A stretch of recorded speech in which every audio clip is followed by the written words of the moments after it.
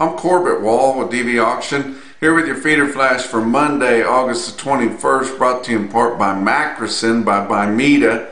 Macrocin is proven efficacy at an affordable upfront price, without any BS, end of story.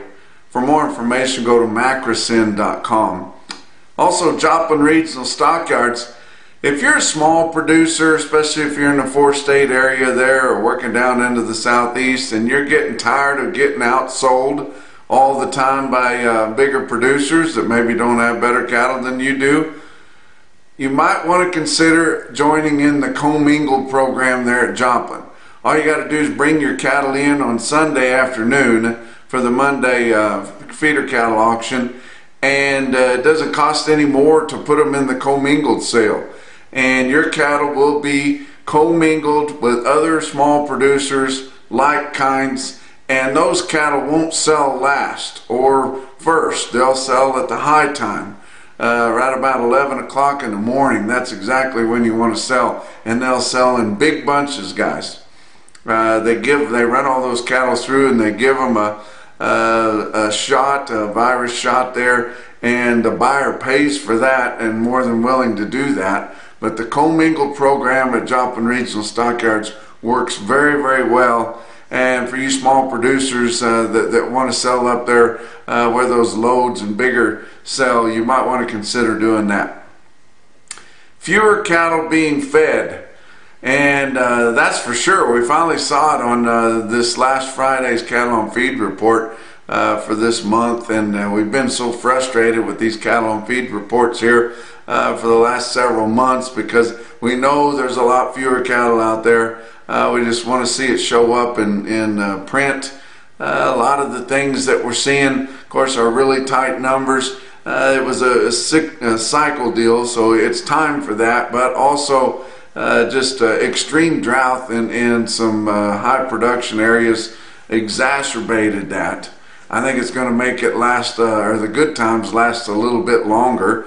Usually we just barely get to enjoying the higher prices before they start falling out of bed. I think this year we'll get to enjoy them for maybe a couple or 3 years. Most everybody else thinks so too. We still haven't even started thinking about rebuilding the herd yet, and we haven't even seen guys being able to keep heifers back. So we still have that to go through, which is going to make the supplies even tighter before they get better. I think we're here to see these record feeder cattle and calf prices for a long time. I don't think we've seen your high calf prices really at all yet. And most everybody that I talk to thinks the same thing, thinks that these lightweight cattle are going to get quite a bit higher. Now, we may have pushed the issue all we can on these big yearling feeders, and I'm not saying they won't get some higher too, but the hell of it is we got to get the fat cattle market higher, and when we have no negotiation and the few guys that sell in a negotiated manner to get a higher price, they don't have any leverage. Everybody's thrown in on the formula arrangement there, and they're just trading on the coattails of what the few cash guys did the week before, and we have fewer and fewer trades every week. It seems like now we had more negotiated trade this past week than we had the previous two, but it was at a lower price, and the guys didn't fight the market much. I'm talking about the sellers of the fat cattle. They didn't fight the market too much. They started taking steady and lower bids earlier in the week, and so your packers kind of sopped up on them. The board didn't help anything, down every day of the week until Friday when it bounced back like it does a lot of times just for some profit taking there. But you know, we're seeing that tropical storm hit the west coast. Going to get some significant rain in central California, Nevada, up in Idaho, places like that. A lot of cattle out there are grazed in the wintertime, guys, on grass. And so it looks like they're going to have ample moisture to get started on that. It's going to be a lot of demand for stockers out in the west. Of course, they've been wet all year, so they've been in good shape all year. We were expecting good demand for stocker cattle in the western part of the United States. It's going to be even more now, so good demand there. Extreme heat right over, just a heat dome right over the central part of the United States, and it was hotter than Hades. I tell you what, where I was in Fort Worth over the weekend, and it was hotter than hell there, and everybody I talked to up through the middle part of the country was hot. It was hot in Kansas City, hot up in the Corn Belt, extreme hot. And I mean, I'm not talking 100 degrees, I'm talking 110 degrees or 115 degrees. Whenever I went through Wichita Falls, Texas, it was 115 degrees on Friday, and didn't cool off much later in the weekend, guys. It's just miserable hot, and it is super dry down there in North Texas and Central Texas. About as dry as it was here just a year or two ago, whenever they had their big sell-off, and you saw the trailers lined up for a mile or more unloading cattle at the sale barns. They're at least that dry again. So it's tough, and a lot of places aren't dry, aren't as dry as what they were last year. We've got some, and you get down in the hill country of Texas, and they are super dry. Nobody's floating Guadalupe rivers down around Austin and San Antonio anymore. There's no water in them anywhere. They're about to run out of water in the hill country. Extremely dry. Now you get up into the Panhandle.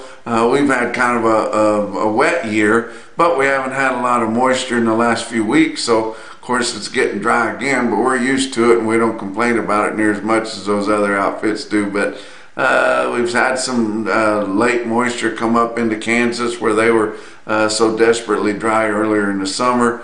The Corn Belt is in good shape. They talked about how it was going to get dry in the Corn Belt, and it's not. It's fantastic. And then you've seen corn back off under $5 a bushel and kind of acting like it's going to stay there now. But it's been kind of a crazy year, and everybody talks about global warming, and just like this tropical storm that hit California. I said, well, it never happens, and it's all because of global warming. Well, the last one they had was in 1930. Did everybody think that global warming was going to make the world come to an end then? I think it's just changes, guys. We just always have changes. Let's talk about your cattle on feed report that come out on Friday.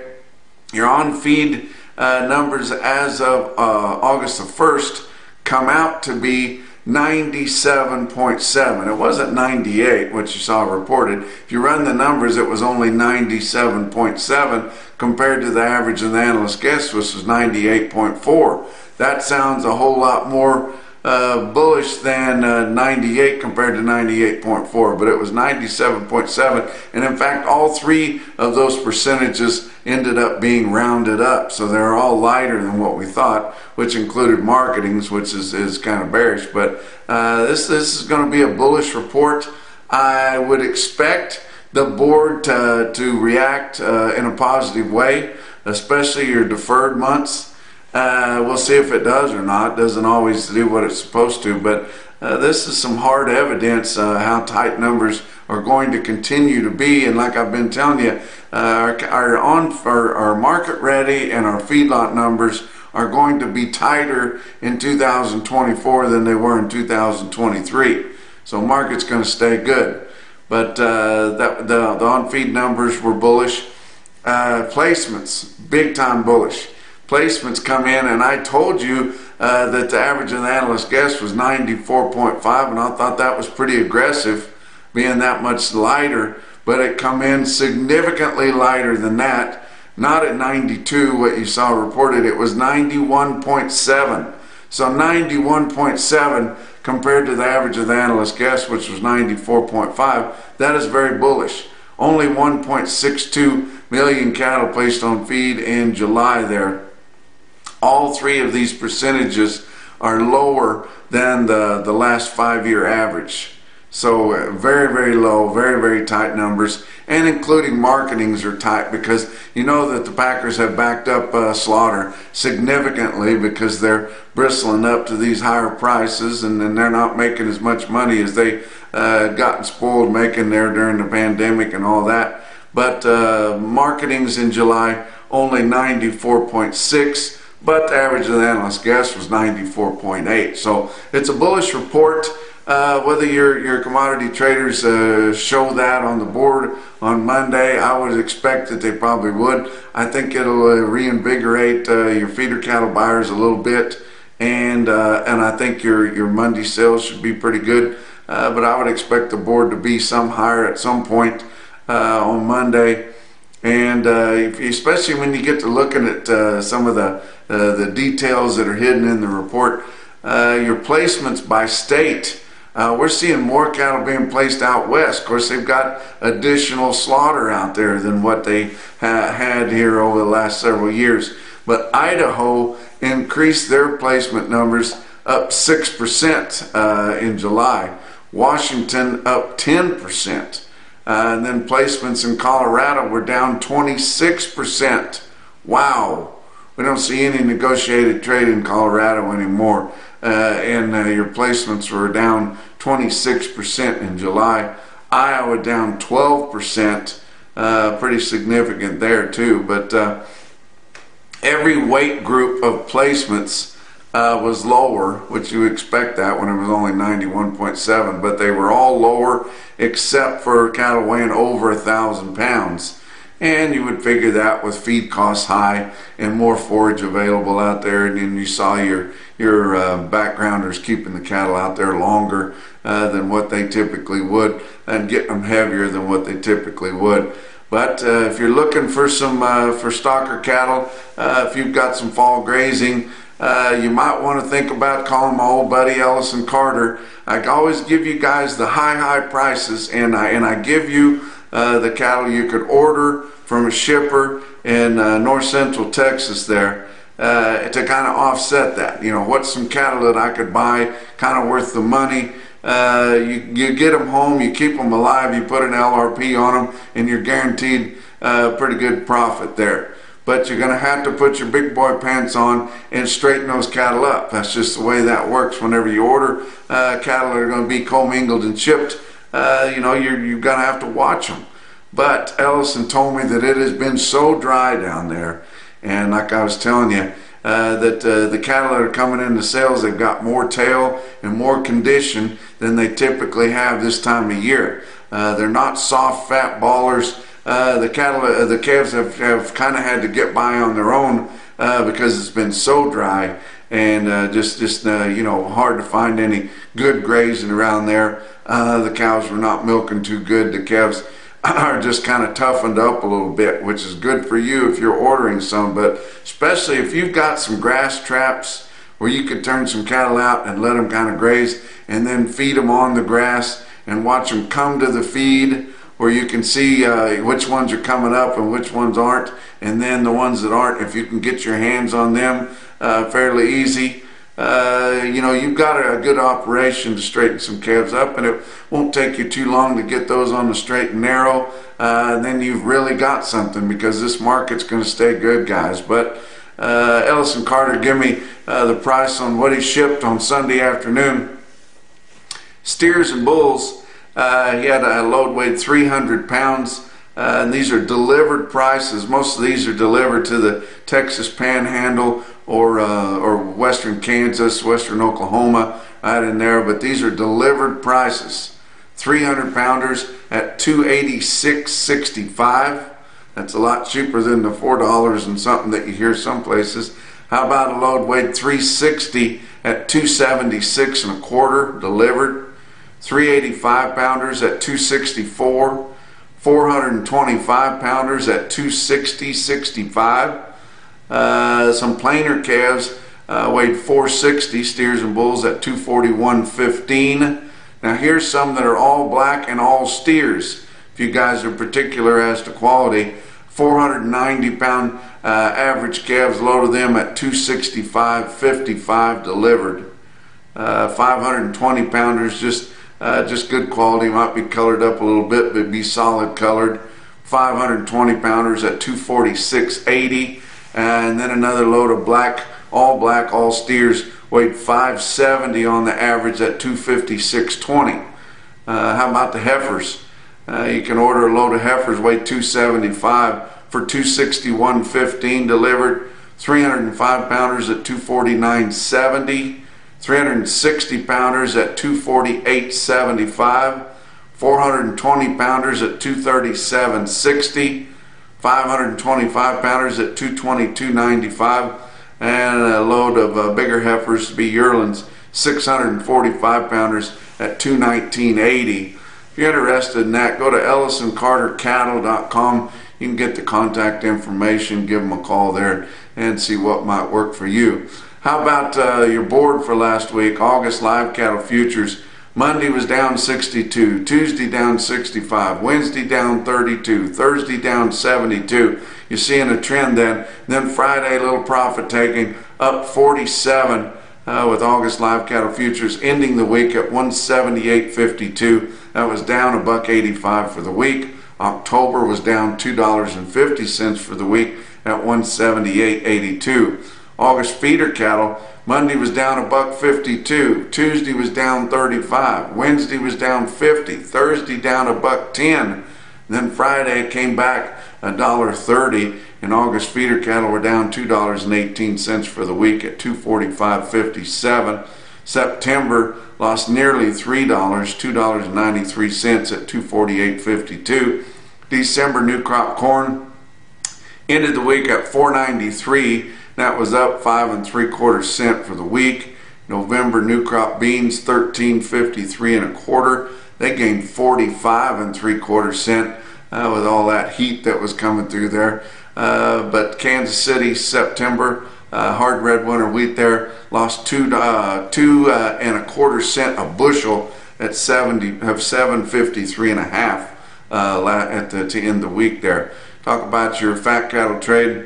Up through Thursday of last week, 56,200 head traded, negotiated in your 5-area feeding region. Not too bad, and then had a little bit more on Friday, so it's going to be a decent trade week there.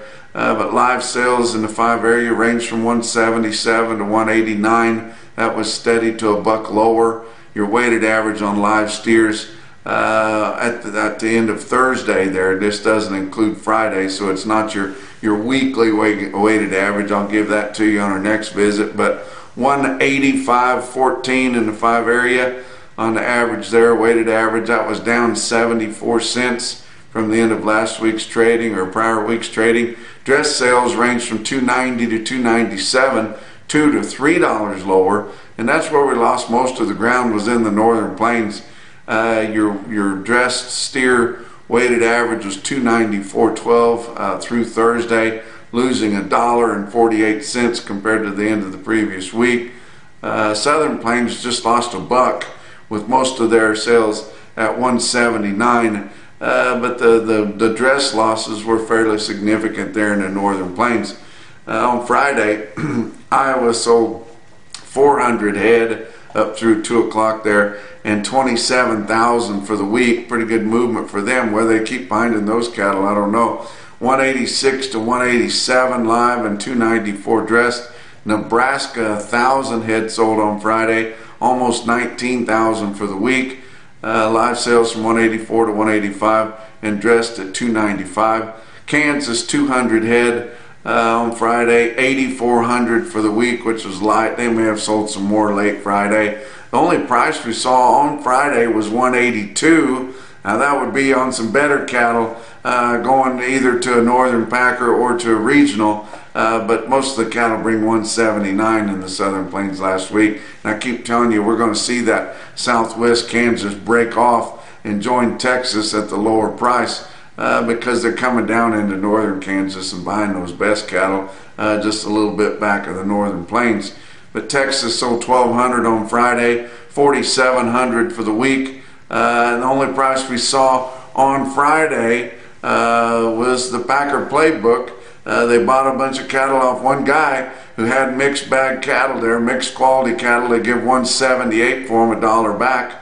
They had some average grading cattle in there, but also had some cattle in there that were only pegged to grade less than 35% choice. So they like to buy those cattle, negotiated FOB with no kickers or anything on them. So that gets thrown into the weighted average, which they buy all the formula cattle off of. Box beef cutout values, your weighted average after all of last week's trade on choice cuts, $310.40. That was up $8 compared to the previous week. And then by Friday it was up even more than that, ending Friday over $316. So big gains in box beef cutouts. Select weighted average last week was $284.57. That was up $7.70. And your late week Friday afternoon sales were $4 more than that. But a choice select spread on a weighted average of $25.83. 553 loads of cuts, grinds, and trimmings, and a lot of them were earlier in the week before they raised those box beef cutout values, and that kind of shut the trade off. But slaughter, 616,000 last week is extremely light, but not as light as the previous week, which I remember talking about that. That was only 603, so it was 13,000 better than that, but still extremely light, and 48,000 lighter than the same week a year ago. Talk about your feeder cattle market. Your real-time index on DV Auction ended the week at 245.55. Amazingly, only 1 penny per hundredweight lower than it ended the previous week. And that's on a 7-day moving average cash auction steer up to the middle 12 states on a 14,000 head pool there. So it's amazing that it was absolutely steady is what it was. The market felt lower because it wasn't higher again. It's just been higher every week, pretty much all summer, and it wasn't higher, so it felt lower. And there was some pressure on the market, and we did see individual sale barns trend lower. And that's we're starting to see them hit the cap there. They're not sure, even if they're buying cheaper corn on the new crop, if they can make those cattle pencil out, and most of them don't look like they're going to pencil out. They're betting on the come a lot on the bigger feeders, but they were absolutely steady.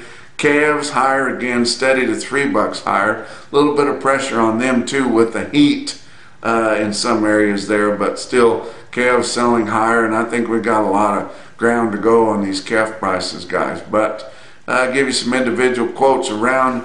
How about Bluegrass Stockyards in Richmond, Kentucky? I tell you what, they do such a good job there. 113 head of steers weighed 922 go through the ring. Richmond, Kentucky at 234.